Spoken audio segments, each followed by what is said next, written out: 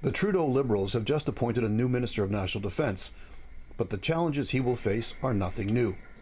I, William Sterling Blair, do solemnly and sincerely promise and swear that I will truly and faithfully, and to the best of my skill and knowledge, execute the powers and trust reposed in me as Minister of National Defence. So help me God. The Canadian military is in the midst of a cultural reform. The ranks are depleted, and our allies are demanding that we spend more on defence. It's time to target the state of the Canadian Armed Forces. In last week's major cabinet shuffle, Prime Minister Justin Trudeau puzzled many with his decision to move Minister Anita Anand out of the defence portfolio. Anand was viewed by many in the defence community as an effective and efficient politician. The man selected to replace Anand is former Toronto Police Chief Bill Blair, who will be moving from his current post as Public Safety Minister. Avid political observers speculated that the appointment of Blair to defence is an indication that the Trudeau Liberals intend to focus on domestic issues rather than foreign policy. This in the run-up to the next election. The consensus is that Blair will be more of a caretaker than a crusader, and defence will not be high on the government's priority list. With a current shortfall of 16,500 personnel out of a combined regular and reserve authorized strength of 105,000, the CAF will soon be unable to train the necessary replacements while still fulfilling our international commitments. We committed in the declaration to the Wales agreement, which moves us towards 2%. Coming into his new job, Blair will also be faced with warding off pressure from our NATO allies, the U.S. in particular, to spend more money on defense. It was common knowledge that Prime Minister Trudeau was trying to water down the villainous commitment to 2% as a floor. The magic number bandied about by the usual defense industry-funded military analysts is the NATO stated goal of a 2% of gross domestic product, or GDP. When you're not supporting NATO, when you're not supporting missile defense for North America, it's actually harmful to the alliance. Americans get frustrated when our allies don't pull their weight. We're going to continue to step up in this time of increased concerns around security everywhere around the world. Canada currently spends just 1.3% of GDP on national defense.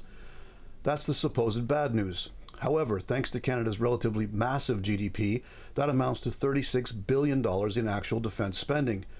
To meet the magical 2% of GDP NATO goal, Canada would need to spend an additional $20 billion on the military every year. I think I can safely say that whether or not the Minister of Defense's name is Bill Blair or Anita Anand, that ain't going to happen. In terms of real dollars spent, Canada ranks 6th out of the 31-member NATO alliance. Most Canadians would be shocked to learn that we rank 14th in defense spending out of 193 United Nations members. That's well inside the top 10% of big defense spenders.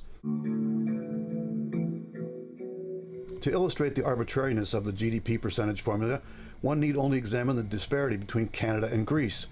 With an expenditure of 3.87% of their GDP on defense, one would think that Greece would be the darling of the alliance. That is a higher percentage of GDP spent on defense than what the US spends. However, Greece's GDP is 1/10 that of Canada's. So in terms of actual dollars spent, Canada spends 4 times more than Greece. Surprisingly, none of the 2% of GDP cheerleaders ever think to link defense spending to actual military capability. By this, I mean that Canada could simply spend that extra $20 billion required to hit the 2% of GDP goal by giving service members a massive pay raise. An additional pay hike in salaries of $400,000 would spend that $20 billion and I dare say end the recruiting and retention crisis overnight. Yet it would not add a lick to our existing defense capability, which is why the NATO objective for member states should be rooted in actual capability that countries bring to the alliance. In theory, this could be based on a per capita of population. For instance, for every 1 million citizens, a NATO member would be required to maintain 1,500 regular service members trained and equipped to an alliance standard. Not every country in NATO is blessed with the same minimal national security threat levels as we are in Canada. Hence, some countries like Turkey, which by virtue of their geopolitical circumstance would require a far different security footprint. Thus, they would maintain far larger standing militaries than the NATO minimum. The per capita yardstick would level the playing field in a manner that actual military contribution could be assessed on a practical basis. Canada punched above its weight for over 10 years as part of the NATO-led mission in Afghanistan. And, by maintaining a forward-deployed battle group in Latvia to deter Russian aggression, we are delivering real capability to the NATO alliance. That should count for more than meeting an arbitrary percentage of our GDP. This has been On Target. I'm Scott Taylor.